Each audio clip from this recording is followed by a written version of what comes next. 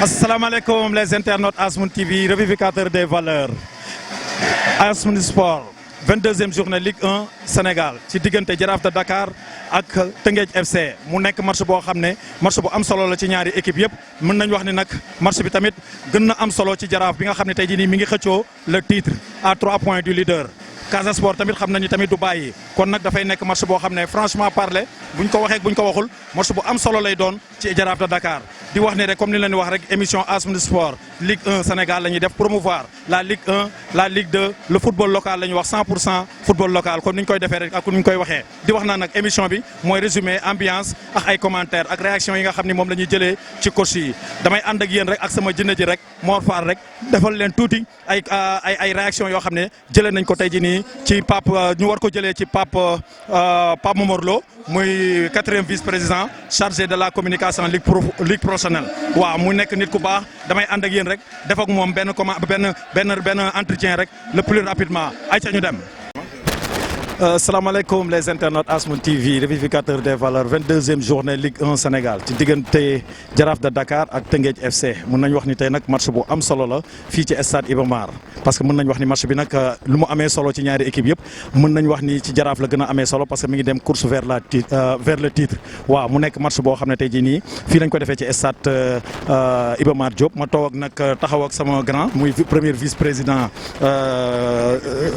waaw 4e vice président Ligue Pro ñu koy chargé des compétitions et de la communication waaw ñu koy wax Pape Momar Lo maa ngi lay ziar. maa ngi lay nuyu bu baax mon frère As Mamoun di la sant di la gërëm bu baax ci invitation bi. mbégte la rek la ci yow taxaw ak yow parce que lu ma waxaat rek day nekk répétition parce que yàgg nañ di def ay interview ay entretien man ak yow waaw dañuy wax parce que tey dañoo ñëw gis une bonne organisation tamit fii tey ci match Jaraaf bi ak Teungueth. waaw xam nga loolu pratiquement c'est une recommandation du bureau du club à travers le président Cheikh Seck ak Youssou Diagne mi nga xam ne moom mooy coordonnateur du directeur du football ñoom ñoo joxe ay instructions ne véritablement compte tenu ak li fi xew fan yëpp si championnat bi dina baax aussi Jaraaf nga xam ne Kërëndoo mooy yaru yeewu yeete mu joxe le bon exemple li nga xam ne sax boobu ba léegi boo xoolee contre Pikine ba léegi organisation yi fi def yëpp ça s'est passé dans de bonnes conditions mais du tere toujours dafay am des points d'amélioration donc loolu barki démb def nañ ci réunion revoir le dispositif organisationnel revoir le schéma mën a accueillir Teungueth également dans de bonnes conditions ñiy fàttali rek ni saa yi ñu demee Teungueth aussi ñoom dañuy accueillir dans de bonnes conditions et c'est ça le football c'est ça le sport bu ñu fa demee Jaraaf bu demee Teungueth da koy ibbil buntu yi yaatal ko yombalal ko yëpp loolu aussi Teungueth bu ñëwee fii Dakar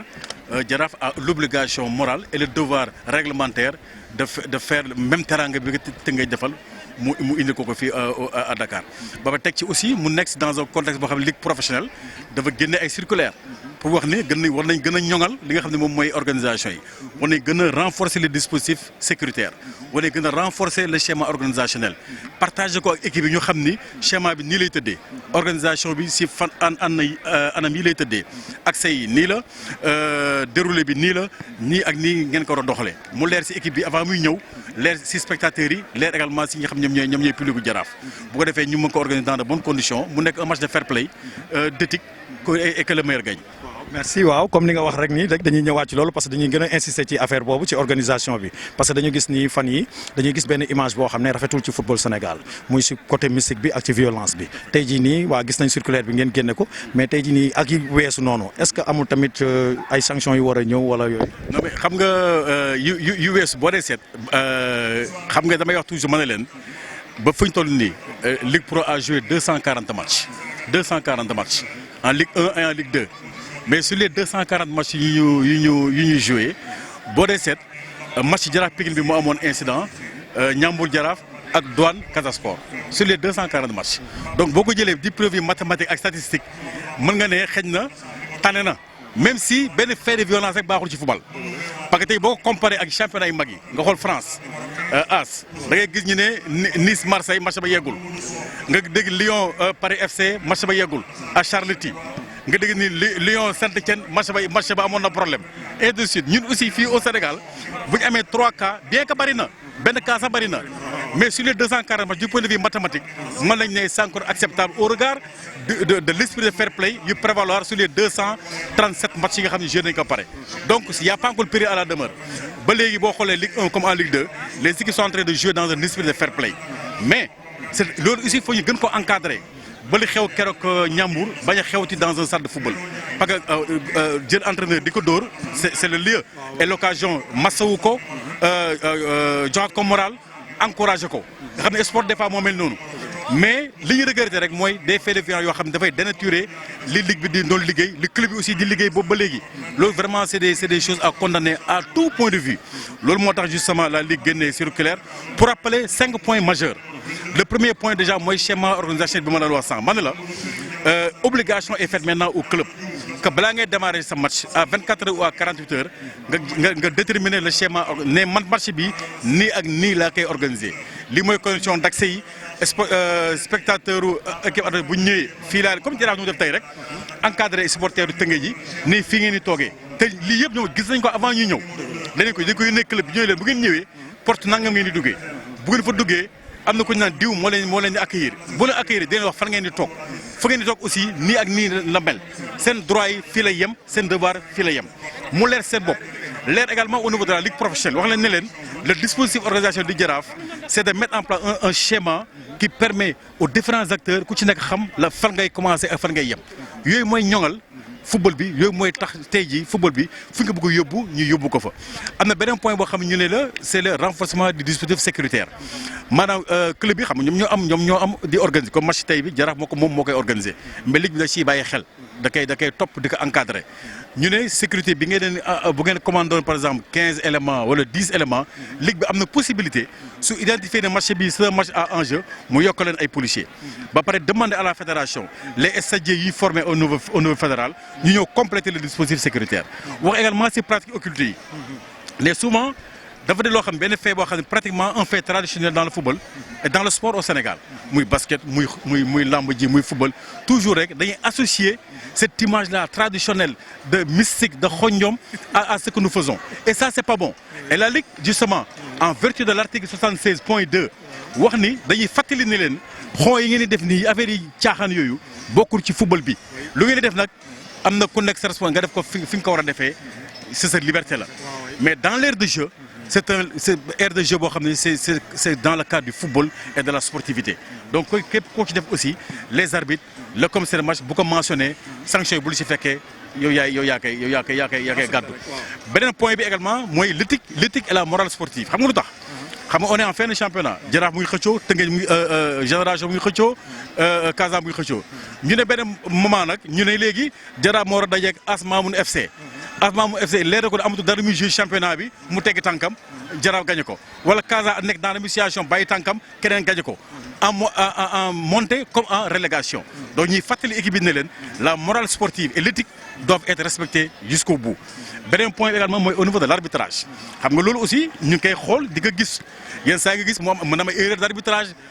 interprétation ku nekk naan at nii baaxul war a penalty la du penalty amoon nañ penalty amoon nañ coup franc tiré wu ko hors-jeu bi nangam ak nangam ñu demander à la CCA la commission centrale des arbitres Malang ñu ne ko Malang toll nañ ci benn moment wax ci championnat bi c'est des moments décisifs il y a des matchs à enjeu sportif majeur aussi bien pour la victoire finale en championnat aussi bien en termes de relégation en Ligue 1 comme en Ligue 2 maintenant ñu ngi leen di demander yéen CCA sans influencer vos décisions ñu ngi leen ñaan que les matchs phares les matchs qui ont des enjeux sportifs majeurs ngeen bàyyi ci xel indi ñu les meilleurs arbitres qui sont disponibles à votre niveau bu ko defee spectateurs seen xel dal acteurs seen xel dal sport bi si xelam dal donc point yooyu daal moo résumé pratiquement li nga xam ne moom mooy circulaire bi di fàttali nit ñi ne rek championnat boobu ba léegi ça se passe dans d'excellentes conditions ñu continuer ko dans le fair play dans l'esprit sportif pour gën a ñoŋal li nga xam ne léegi mu ngi koy def depuis lors. merci grand kontaan nañ ci yow. waaw comme ni ñuy wax rek ñu ngi ci Ligue 1 Sénégal waa tey nag mu nekk match bu am décisif sax laay wax ci ñaari équipe yëpp mais mën nañ wax ni ci Jaraaf la gën a décisif Pape Sané ñu ngi lay ziar. waaw maa lay jëlaat as match bu décisif vous avez parfaitement raison. Jaraaf nekk ci podium bi. di jouer koo xam ne il est au milieu du podium. muy le derby de Dakar waa. mooy Jaraaf ak nga xam ne mooy Teungueth FC. Jaraaf su gagné match bi moom moo ëpp chance ci 4 matchs yi des ci championnat bi parce que calendrier moo gën a favorable calendrier Casa moo gën a favorable calendrier Génération Foot. Donc moi je pense que le Jaraaf de Dakar joue aujourd'hui le titre. S'il gagne ce match-là, moi à mon avis rien n'empêchera au Jaraaf d'être champion du Sénégal à condition qu'il gagne les 4 matchs qui lui restent, que ça soit au domicile, que ça soit à l'extérieur. mais Casa Sport nag Casa Sport. mais dama wax par rapport ak calendrier bi. Casa dafa am match yu métti yu koy xaar. Casa des na ko day dem Teungueth. Casa day dem Guédiawaye. Guédiawaye ne il n'a pas dit son dernier mot. Teungueth mi ngi xaar. Casa day joué ci ñaari tableau dafay joué 8e de finale Coupe du Sénégal dafay joué championnat te entraîneur bi ma ko laajee dafa ma ne ma ku nekk ku performant mooy joué ça veut dire qu'il ne fait pas un turnover. loolu moom xaw a tel que je le connais c'est un homme de parole li mu la wax loolu lay def deful intox. moo tax ma gëm ne Casa faire le championnat mooy gën a métti à moins que qu'il change de fusil d'épaule qu'il change de communication qu'il amène certains juniors qui vont essayer de maillonner avec certains joueurs qui sont sur le banc pour continuer sur un autre tableau et continuer sur le championnat. D'accord. Merci comme tout à l'heure. Ok, merci. maa ngi ak Nicolas chargé de la communication Ligue professionnelle Nicolas maa ngi lay ziar. sant yàlla as. waaw léegi question bi moom mooy rek bon image yi ñu jot a gis yi am ni actuellement nii mooy am ci championnat bi image côté mystique beeg yooyu te loolu dafay indi ay violence tey jii nii ba lan ngeen ci jël na actuellement nii yan décision. as nekk footballeur nekk naa footballeur violence source mystique amul place ci stade même bu dañu ne nawetaan yi nekkoon nawetaan nekkatuñu nawetaan football professionnel lañ nekk même football amateur lañ nekk violence source de violence xon source de violence amul place am ci stade jóge nañu Louga personnellement j'ai été victime d'insultes muy agression verbale alors que je n'ai rien à voir dans l'organisation club adverse mooy Ndiambour moo organisé match am keneen moo organisé match am Casa Sport AS Douanes Casa Sport c'est la même chose lan mooy problème mystique dans un match boo amulee adversaire nooy footballé maanaam tey boo amulee Diallo Diop Jaraaf da ngay footballé contre Diallo Diop mënul nekk léegi ñun ñi nekk acteurs yi au niveau de la Ligue comme organisateur ñu nekk acteur de presse yow tu as été un très grand footballeur as et tout le respect que tu dois on n'a pas droit du tout à créer des histoires dans ce football. Donc à la Ligue on a promis de sanctionner, on va sanctionner. Que ce soit le match AS Douanes Casa Sport, que ce soit le match Ndiambour Jaraaf, il y aura des sanctions qui vont tomber. Mais après étude des commissions de discipline commission de discipline bu pare dañuy sanctionner. mais foofu tamit comme ni nga wax rek comité discipline boobu xanaa am nañ ay matériels yoo xam ne pour am image yi ba nga xam ne tey jii nii bu ñuy sanctionner dina kii. Les commissaires étaient là-bas, les commissaires étaient là-bas, même les superviseurs IIT, les IS, dans jeudi, tel le lundi, tel le samedi. Jeudi au plus tard sanctionné dans nous. Merci kon ci kanam jërëjëf. ziar. waaw maa ngi delloo ziar wér Papa. mais tey am ngeen match bu décisif la ñuy wax. match bu décisif match am importance capital. waaw dinañ def tout nag incha allah ba jël 3 points yi. waaw parce que bu ñu xoolee tamit comme ni nga ko waxee rek waaw dinañ def tout ba jël 3 points yi mais xam naa ni loolu ci jëf lay nekk parce que gis nañ tey seen diggante yéen ak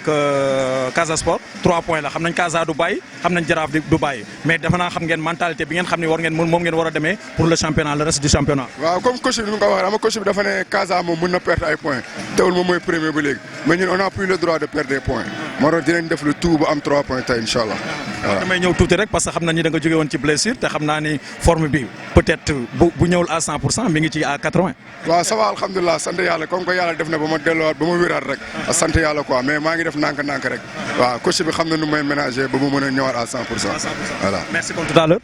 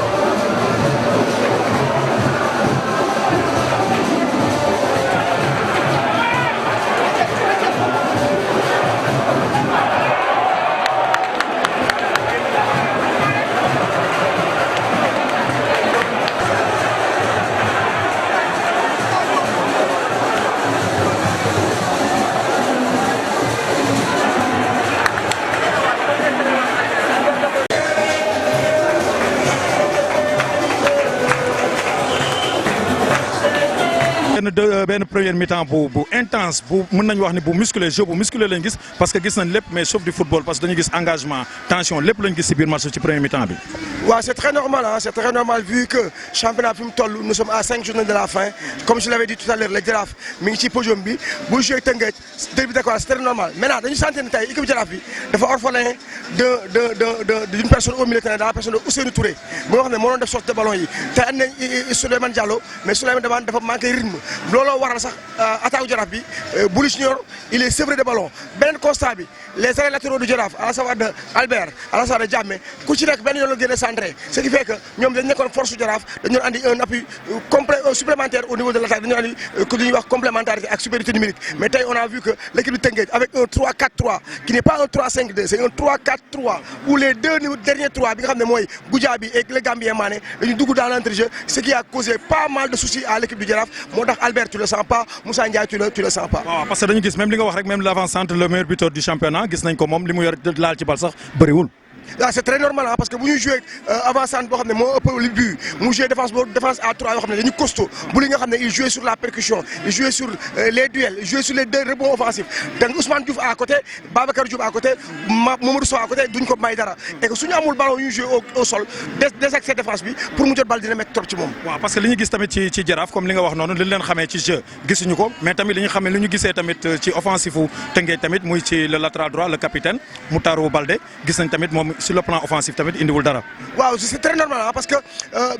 Teungueth dañuy def faux jeu dañuy nëbb suñu seen jeu bu Jaraaf joxee tuuti brèche rek surtout l'arrière gauche de Jaraaf Diamé c'est lu ko Moutarou du exploiter mais Teungueth ils ne sont pas venus pour faire le jeu. pour faire le jeu ils vont attendre lu ñu am rek ils vont le prendre pour prendre les 3 points. je pense que Teungueth moom loolu la andi. parce que amuñu dara lu ñu perte parce que le point daf leen gën a maintenir pour ñu am maintien donc ils n'ont rien à prouver. dañuy xaar rek lu ñu am ñoom jël. waaw d'accord mais léegi nag dañuy ñëw ci li war a débloquer match bi tey jii nii boo doon wax ci Jaraaf ak Teungueth léegi nan lañ mën a def pour 3 points Teungueth moom mi ngi gérer pour 1 point bu mu wut si. moi je pense que li war a débloquer match bi malheureusement Jaraaf Ousmane Mbengue neew fi mais yaa booy Bert mi ngi ci banc bi su ñëwee à la place de Goudiaby parce que Goudiaby souvent il confond vitesse et précipitation donc xale la donc moi je pense que l'arrivée de Bert nga xam ne dañu retrouver le trident d'attaque du Jaraaf en composé de Bert le Gambien et Bouli Junior je pense que le Jaraaf peut scorer. D'accord, comme tout à l'heure. Ok, à tout à l'heure.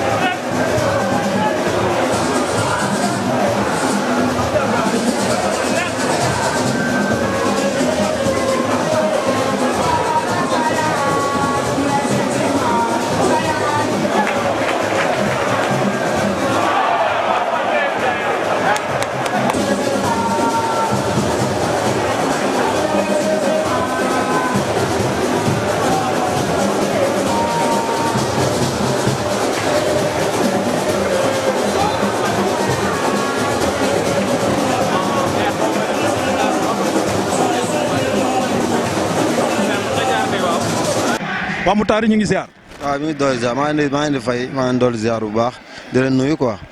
waaw ñu am mbégte loolu taxaw ak yow l'international ñu gis franchement parler qualité bi nekk ci yow dañ lay ñaanal rek xam nañ ni wax dëgg yàlla am nga niveau pour dem jouer ligue professionnelle en Europe mais loolu suñu borom moo ko moom wërsëg boobu yàlla nga ci bokk. waaw ñu ngi la koy ñaanal di la wax rek tey nag gis nañ ngeen joué benn match boo xam ne tey mën nañu wax ni match tactique ngeen joué parce que gis nañ match bi mu ak benn tension mu ànd ak tension ak beaucoup de fautes loolu nag lan moo koy expliqué. waaw match bi moom nekkoon na match yu métti boo xoolee lu ko gën a métti sax état terrain boo xoolee moo gën a métti ndax boo xoolee lii nii état terrain bi mënuñu produire jeu bu ñu bëgg carrément loolu moo gën a indi match bi mais nekk na match bu serré ndax ñaari équipe yëpp dañ soxloon point yi ndax Jaraaf soxloon na point pour dem ci kaw ñu dem soxla nañ point pour équipe bi gën a mën a maintenir pour déwén incha allah loolu moo tax match bi gënoon serré ba pare terrain bi tamit nekk na ci adversaire quoi terrain moo gën a tax sax match bi gën a métti quoi. parce que gis nañ tey Teungueth FC xool nañ peut-être année yi passé ak année bii du benn lan mooy expliquer loolu parce que gis nañ position bi ngeen taxawee. waaw ren moom nekk na année bu métti sax boo xam ne xaaruñu ko woon. waaw suñu objectif mooy jëlaatoon championnat bi loolu lañ bëggoon mais antuwul gis nañu ren affaire yi métti na suñu kër trop xamuñu mais ñu ngi liggéey li ñu daan liggéey ñu ngi koy def li ñu daan joué ñu ngi koy joué mais mënuñu gagné mais alhamdulilah ñu ngi doon continuer liggéey ba fan yi continué nañu 4 matchs ak bii mooy 5e match yoo xam ne 4 victoires ak benn nul alhamdulilah quoi gëjoon nañu am loolu mais métti na ren suñu métti suñu saison bi. parce que dañuy gis des fois benn pression ñu koy def ci entraîneur bi Youssouf Dabo en plus tamit dañuy expliquer dañuy wax naan bon seen attaquant bi génn bi dem Soudan bon pour ñu remplacer ko ci équipe bi tamit day metti est-ce que tey jii nii jotul tamit parce que ak niveau bi ngeen am sur le plan africain ak fii ci Sénégal ngeen di am effectif boo xam ne benn jour bu génn rek di ngeen am ko mën a remplacer quoi. waaw loolu tamit daf ñu xaw a pénaliser quoi boo xoolee suñu départ yi ak ñu ñuy recruter tamit xawuñu adopté tuuti ci championnat bi tamit loolu gën na métti boo xoolee tamit suñu départ yi ñu am tamit xaw nañu indil xaw tuuti difficulté mais teewul équipe bi li ñu doon football ba léegi moom la ñu football li ñu doon liggéey moom la ñu liggéey mais bokkut ak daaw ak daawaati géej quoi waaw loolu mooy problème bi. benn la dernière question bi rek moom mooy comme ci football local bi parce que gis nga temps yi bon stade yi mi ngi ñëwaat ñi ngi gis sponsor Lonase mi ngi ñëw tey jii nii est-ce que doo def benn appel rek xam na ni sa entraîneur Aliou Cissé tamit ñuy def appel pour mu ñëw di seetaan championnat local bi tamit baax na ci. waaw ñu def appel moom loolu la ciy baax yaa nga ñuy ñëw di seetaan championnat local bi ndax am na ay talent tamit boo xoolee même équipe A bi ñu fa nekk ñëpp fii lañ jógee ci équipe championnat bi lañ jógee ñëw fii kon nag il est temps gars yi ñëw mobiliser wu ñëw jàppale championnat local bi ndax local championnat bi la ñu am l'essentiel daal li may wax daal mooy nañu moytu tension yi rek nañu wàññi tension yi xam nga ndax football la ñu wax bu jeexee jeex na après ñu ñëpp ñooy nekkaat dem si yoon man daal li may wax ba mobiliser nañ mobiliser ñun ñëpp supporter match bu jeexee après ñu nuyoonte nekk si jaamu ñun ñëpp benn lañu daal man daal loolu laay woo nañ maa ngi woote daal ci calme ci dal daal waaw loolu laay woote daal ci fair play daal. merci kontaan merci naa la woo.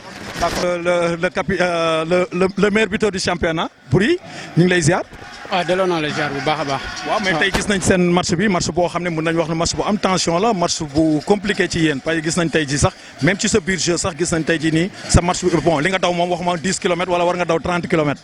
waaw c'est normal soo xoolee match bi physionomie match bi moo ko laaj donc te instant yi lu ñu bëggoon mooy 3 points mais on avait face une très bonne équipe. Une équipe qu'on respecte beaucoup mais n'empêche dañ doon ut ay fay ut ay buntu nu ñuy def pour mun leen dugal mais borom bi lii la dogal donc delluwaat dem defarwaat waaw dëgg la parce que tey jii nii comme ni nga wax rek delluwaat dem pour defarwaat mais gis nañ la yow bon da nga ci am benn statut bu particulier parce que gis nañ ngay def lutte ak titre bi di def lutte ak meilleur buteur tey jii nii ban état d'esprit ngay demee nii à 4 journées du championnat mu jeex. waaw sama état d'esprit premièrement mooy se battre pour donner le titre au Jaraaf. Après au finish parce que avec l'aide de mon groupe l'aide de l'équipe là dinaa def le maximum pour dugal le maximum de buts là à la fin de la saison ñu jéem a xool ndax Bouly Junior sera meilleur buteur ou pas mais. man l'essentiel mooy comment faire pour donner le titre au Jaraaf inchallah mooy sama premier objectif léegi quant à meilleur buteur bi là maa nekk ci kaw waaw donc avec l'appui du groupe on essaiera de marquer d'autres buts inchallah d'ici à la fin de la saison. léegi dañuy ñëw tuuti rek ci football local bi parce que gis nañ championnat bi niveau bi mi ngi jugaat mais gis nañ tey jii nii bon 2 questions lañ am foofu ci football local parce que ci côté violence bi dañuy gis gars yi léegi ci ay affaire pratique messi boo xam ne duñ ko nëbb dañuy ñëw di ko sànni ci biir terrain yi ak yooyu coow li di am tey jii nii boo doon lancer message looy wax. non juste mystique man mun naa ne mystique c'est après parce que gis nañ fay équipe di mystique taxul dañuy dugal seen camp donc juste source de motivation la rek man loolu wax naa ni motivation la rek ak mental donc man mystique am na mais man mystique bu nekk sama kanam gëwuma ko franchement parce que je me suis dit n'importe quel moment n'importe quel kii mun naa dugal bi donc bu ma ko yàlla wërsëgalee rek je vais le mettre au fond kenn mënu si dara donc quant à mystique nañ ko jéem a génne teg ko 3e position lay ñëw côté violence dans les stades ñun rafetlu wuñu ko franchement waaw ñaaw na trop parce que football day boole waaw du xaajale du séparer donc football lu noble la donc le message bu may lancer mooy supporters yi surtout nañu xam ni football foo la foo bu am valeur la donc nañu delloo njukkal football bi ñuy wàññi violence bi bu baax a baax bàyyi ko sax laa mën a wax bàyyi ko bu baax a baax a baax. léegi dañuy ñëw ci dernière question bi moom mooy ci football dañuy bëgg comme tey jii nii ni ñu gisee championnat bi gis nañ niveau yi tak joueurs yu baax rek lañ gis tey ren nii ci championnat Sénégal tey jii nii ban appel ngay def à équipe nationale maanaam le coach Aliou Cissé pour muy ñëw di seetaan ci entraînement di seetaan ci sax championnat Sénégal. waaw coach Aliou Cissé maa ngi dégg benn discours am mu naan mu ngi bàyyi xel championnat local bi donc ñun ñoo war a gën a xaar suñu tubéy ñu xam ni comme moom jàllal na benn message di wax ni mu ngi bàyyi xel championnat local bi donc ñun tamit dinañu gën a xare ba dar gën a réante pour mu mun ñu oo à l'équipe nationale parce que équipe nationale moom moo ko wax équipe nationale ñëpp la waaw donc ñun ñu ngi xaar daal ñu ngi xaar suñu chance suñu ko joxee ñu jéem a saisir ñu jéem a ko saisir bu baax a baax. d'accord merci kontaan nañ ci yow. ñu leen koy waxee rek waaw comme d'habitude rek Asmoon Sport mooy résumé commentaire xam nga ak réaction yi nga xam ne moom la ñuy jëlee ci coach yi ak ñi nga xam ne tey jii nii mun na tàllal nañ leen micro pour ñu wax seen gis-gis ci match bi gis nañ nag mu nekkoon match boo xam ne en première mi-temps match bu fermé match bu serré ci ñaari équipe yi parce que mën nañ wax ni tey bi ñu xoolee match bi xam nañ ni en premier mi-temps Teungueth FC dafa ñëw pour bañ a perte waaw parce que loolu lañu gis ci moom parce que dañu gis mu taxaw kaamam ba pare musculer ay jeunes ba nga xam ne duel yu bëri maanaam sax mën nañu wax ni match bi premier mi-temps bi yëpp ay faute la waaye loolu lépp nag en premier mi-temps comme ni ñu koy waxee rek en deuxième mi-temps gis nañ coach yi tamit rectifié gis nañ jeu bi tamit xaw a élaboré tuuti ñu gis ci ñaari camp yëpp ku ci nekk am na occasion kon loolu rek lañ gis ci match bi Jaraaf nag pour man tey jii nii ci match bi moom moo ci perdant parce que moom dafay dem course avec pour le titre. te match nul la am 1 point la ci gagné 3 points moo ko doon gën a arrangé pour mu mën a gën a jege leader bi nga xam ne différence de point 3 points moo nekk seen diggante mais ba tey rek championnat bi des na parce que des na 4 matchs yoo xam ne moom la ñu war a jouer dañuy wax rek sur Asmoon TV daloon du leen raw ci championnat bi incha allah di leen wax ni rek da leen di jox dig daje rek ci beneen journée muy 23e journée incha allah jërëjëf.